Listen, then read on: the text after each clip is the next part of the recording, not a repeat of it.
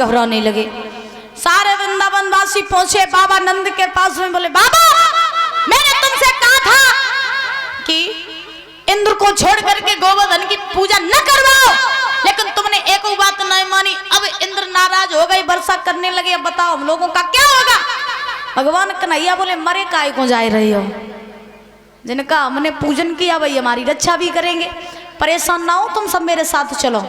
तो भगवान कन्हैया ने सारे वृंदावन वासियों को साथ ले लिया।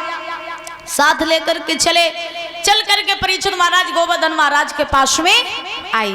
जब गोवर्धन महाराज के पास में आए तो आने के बाद में गोवर्धन महाराज की परिक्रमा करके आज अपनी सबसे छोटी वाली उंगली पर गोवर्धन पर्वत को धारण कर लिया। भगवान की जब छोटी उंगली पर गोवर्धन पर्वत को धारण किया तो भगवान ने वृंदावन वासियों से कहा भैया इस पर्वत के नीचे सभी लोग आ जाओ, यहाँ वर्षा का जल नहीं आएगा।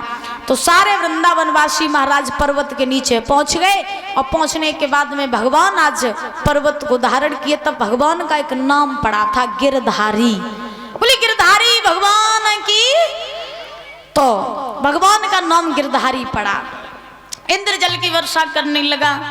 जब जल की वर्षा इंद्र करता रहा तो एक प्रमाण तो भागवत जी में ये मिला, दादा एक प्रमाण तो भागवत जी में ये मिला है कि इंद्र ने वर्षा तो बहुत की लेकिन वृंदावन पर एक भी बूंद नहीं गिरी। क्यों? क्योंकि इंद्र जितना भी पानी वर्षा रहा था वो सारा पानी अगस्त मुनि पी रहे थे। हाँ, अब अगस्त मुनि पी काय को रहे थे, शंका वाली बात है, पे काय को पी रहे थे। तो इन्हें महाराज त्रेता युग में ही वरदान लगो तो परीक्षित महाराज कौन सा वरदान लगा था सुनो। पता है परीक्षित महाराज आपको? हैं?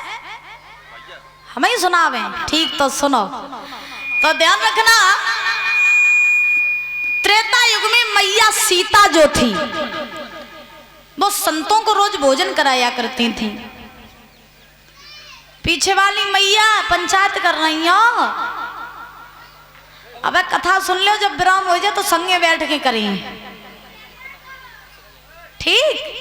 हाँ, तो ध्यान रखना परीक्षित महाराज कि मैया सीता जो थी त्रेता युग में वो संतों को भोजन कराया करती थी। तो संतों का काम क्या होता है कि भोजन थोड़ा करते भजन ज्यादा करते। तो संत सीता जी के यहाँ आते, भोजन तो करते लेकिन थोड़ा थोड़ा करते चले जाते। एक बार मैया सीता ने राम जी से कहा प्रभु संत तो घर पे आते हैं लेकिन वो भोजन थोड़ा थोड़ा करते हैं, अब की बार आप ऐसा महात्मा ढूंढ के ले आओ, ऐसा महात्मा ढूंढ के ले आओ जो खूब भोजन करे। राम जी बोले चिंता न करो, ऐसे ही ढूंढ ले आइए।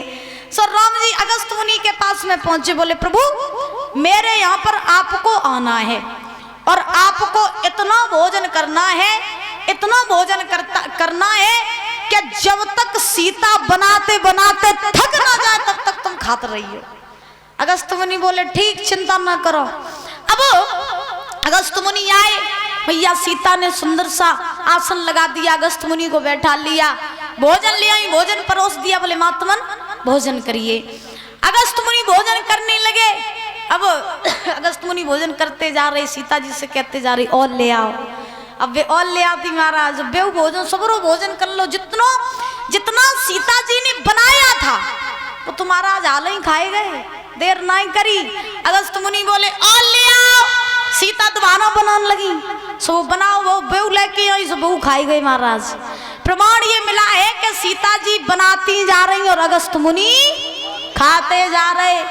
एक दिन नहीं, 2 दिन नहीं, 3 दिन नहीं, 4 दिन नहीं, लगातार 17 दिन हो गए अगस्त मुनि भोजन करते जा रहे। 17 दिन, और महाराज 17 दिन तक बिना रुके अगस्त मुनि ने भोजन किया।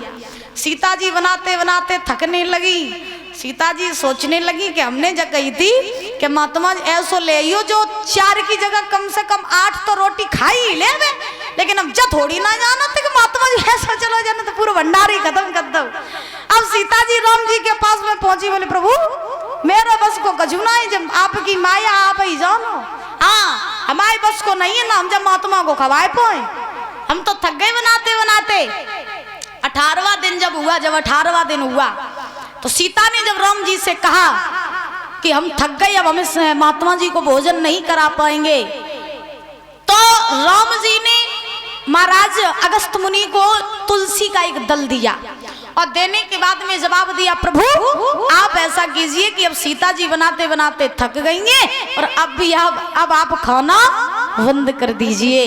तो 18वें दिन अगस्त मुनि ने भोजन करना बंद किया। अब अगस्त मुनि ने कहा कि मुझे जल पिलाओ, तो राम जी ने जल पिलाया, लेकिन जल भी महाराज इतना पिया अगस्त मुनि ने कि जल खत्म हो गया, लेकिन उनकी प्यास नहीं बुझी।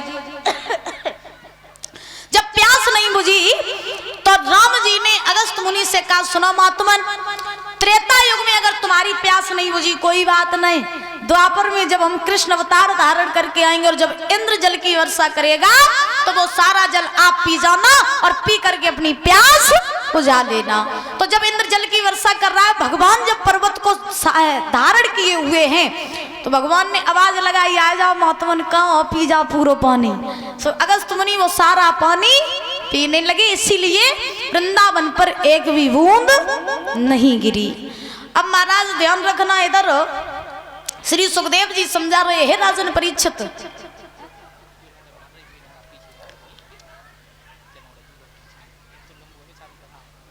आज ध्यान रखना, वर्षा महाराज होती जा रही, अगस्त मुनि जल को पीते जा रहे।